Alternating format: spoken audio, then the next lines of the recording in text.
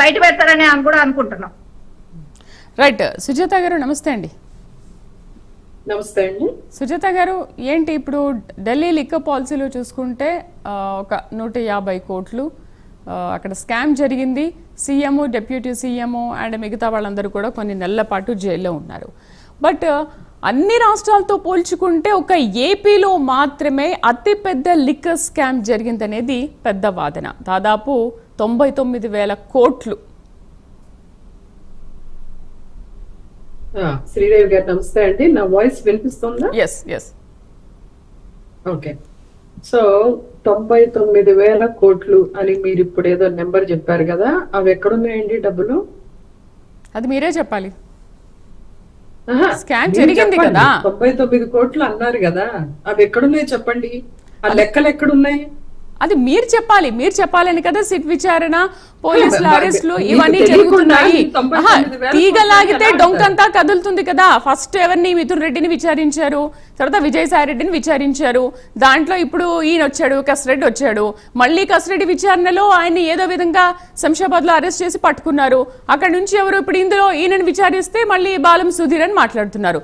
ఇలా ఎంతమంది మీరే చూస్తున్నారు. తీగలాగితే ఎంత డొంక కదులుతుందో. ఉండండి స్టోరీ చెప్తాను.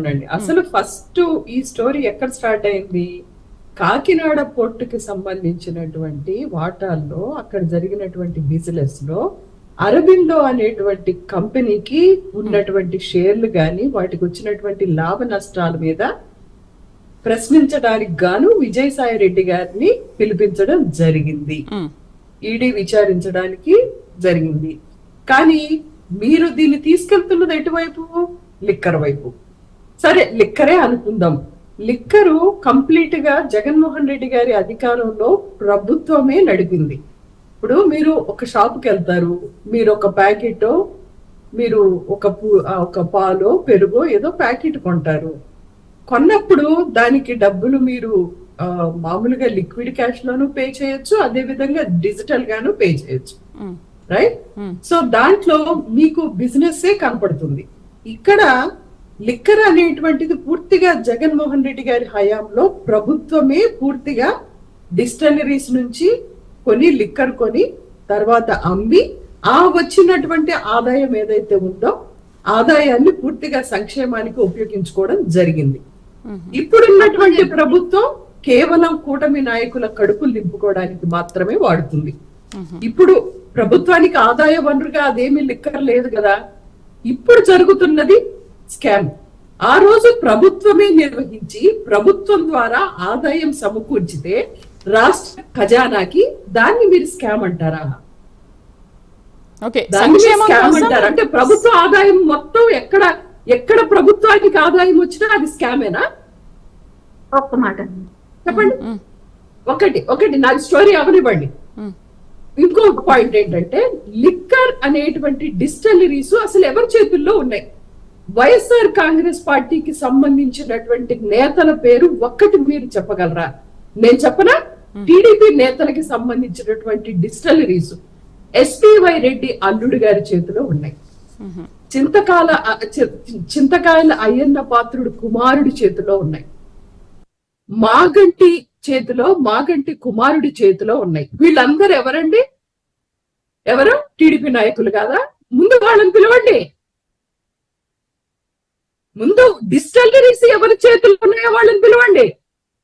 ఏం కసిరెడ్డి రాజశేఖర్ రెడ్డి, కేసిరెడ్డి రాజశేఖర్ రెడ్డి అనేటువంటి వ్యక్తి చేతిలో ఒక్క డిస్టిలరీ మీరు చూపించగలరా?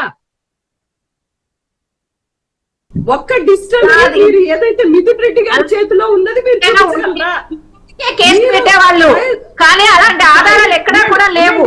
అలాంటి ఆధారాలు లేవు. ఇంకొక విషయం మీరు బాగా గుర్తుంచుకోవాల్సిన విషయం, అసలు ఎవరికైనా చెప్తే కూడా ఇది చాలా చిన్న పిల్లలకి విషయం చెప్తే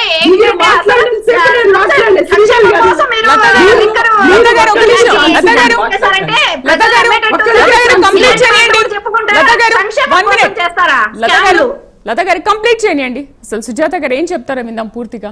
ఓకే, మీరు నన్ను కంప్లీట్ చేశాక మీరు రాసుకొని మీరు దానికి వివరణ ఇవ్వండి, మాకేం ప్రాబ్లం లేదు.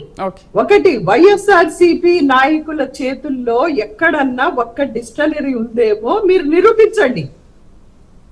మీరు ఒకటండి, కూటమి ప్రభుత్వానికి పరిపాలన చేతగాక ఈరోజు శాండ్, ల్యాండ్, వైన్స్ వీటి మీద బతికేస్తుంది కూటమి ప్రభుత్వం. నిన్నటికి నిన్న దాదాపుగా 21 ఎకరాలు TCS ఏమన్నా పేద కంపెనీనా అంటే 21 ఎకరాలు 99 పైసలకి ఇవ్వడానికి అదేమన్నా పేద కంపెనీయా? అదొక MNC కంపెనీ, అంతర్జాతీయ కంపెనీ. అది డబ్బులు పెట్టి ల్యాండ్ కొనుక్కునేటువంటి స్తోమత లేదా? ఎందుకు ఇవ్వాలి చెప్పండి?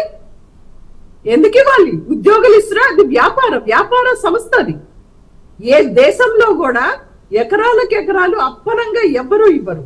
అలాగే ఊరు పేరు లేనటువంటి ఉర్సు అనేటువంటి కంపెనీకి 3,000 కోట్ల రూపాయలు విలువైనటువంటి భూమిని ఎందుకు లోకేష్ బాబు కట్టపెట్టారు?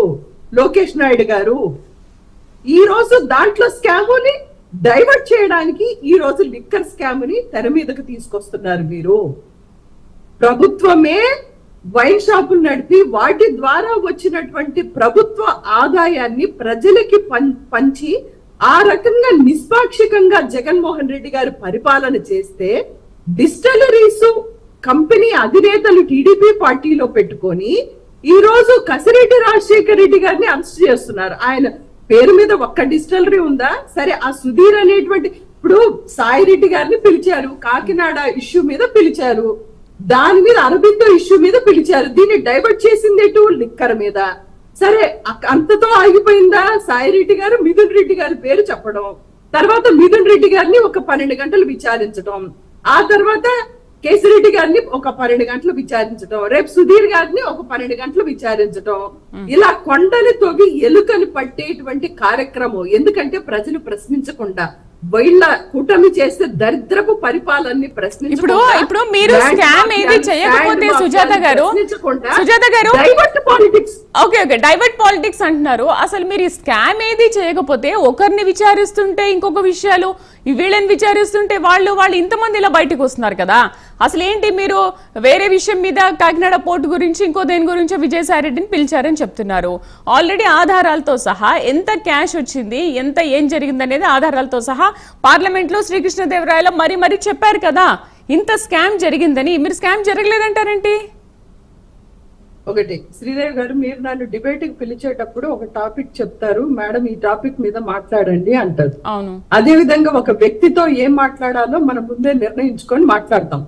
ఇప్పుడు ఈ విచారణకు పిలిచే వాళ్ళు ఏం మాట్లాడాలనేది నిర్ణయించుకోలేదా? ఎందుకు ఆధారాలు లేకుండా ఎటువంటి దాని వాళ్ళకు ఉన్నటువంటి అనుమానం మీద ఎలాంటి శాంటిటీ లేకుండా కృష్ణదేవరాయల అంత అవినీతి జరిగితే నిరూపణ ఆధారాలతోటి పట్టుకోవచ్చు కదా,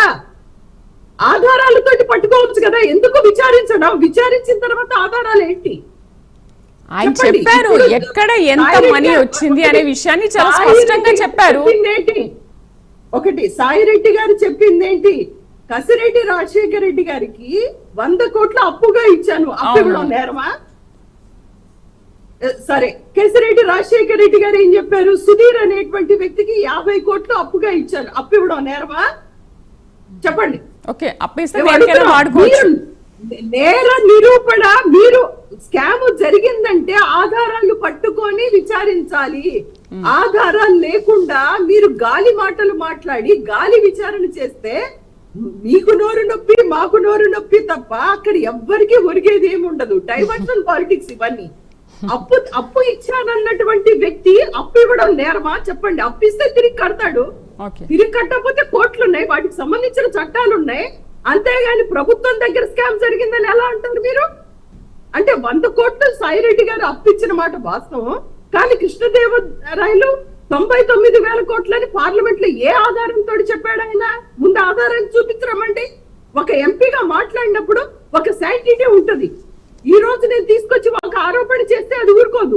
నిన్నటికి నిన్న చంద్రబాబు నాయుడు గారి హయాంలో ఆయన్ని అరెస్ట్ చేసిన సమయంలో ఉన్నటువంటి పోలీసులందరినీ కూటమి ప్రభుత్వం వేధిస్తుంది.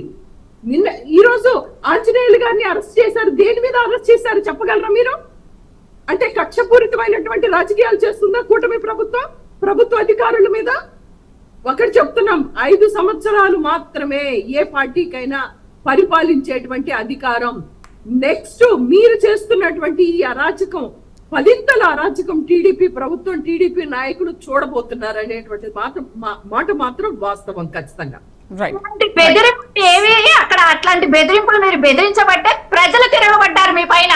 తిరగబట్టి 11 స్థానాలు చేశారు. మళ్ళా మీరు ప్రజల్ని బెదిరిస్తున్నారా? ప్రజలు ఓటేయాలి, మీరు మేమో కాదే ఓటేసుకుంటే గెలవటానికి ప్రజల్ని బెదిరిస్తున్నారా మీరు? ఇప్పుడు ఇక్కడ మీకు ఈ రోజు ఈ స్థానం రావడానికి ప్రజలు ఓటేస్తేనే కదా. కానీ మీరు ఇప్పుడు వార్నింగ్ ఇస్తున్నారా? మీరేం పదింతలు ఏం చేస్తాం టీడీపీ వాళ్ళని అని అనడానికి మీరు వార్నింగ్ ఇస్తున్నారా? అది కరెక్ట్ పద్ధతేనా? అసలు మీడియా ముఖంగా మీరు వార్నింగ్ ఇస్తున్నారు, ఇది కరెక్ట్ పద్ధతేనా? అసలు ఆలోచించి మాట్లాడండి. ఫస్ట్ మీకు తెలియాల్సింది వైసీపీ వాళ్ళకి బెదిరించటాలు, ఈ బెదిరిస్తే బెదిరిపోయే వాళ్ళు ఎవరు లేరు. మీరు బెదిరిస్తే లీగల్ గా మాట్లాడండి. మాట్లాడిన సబ్జెక్ట్ లేకపోతేనో ఈ రోజున ఆడ చెప్పే సాక్షులు ఎవరు? అందరూ మీ పార్టీలో ఉన్న వాళ్ళే. ఎవరైతే విజయసాయి రెడ్డి చెప్పేది అదే, శ్రీకృష్ణదేవరాయలు గారు ఉన్నది ఆయనే. అది వాళ్ళందరూ ఎక్కడి నుంచి వచ్చారు?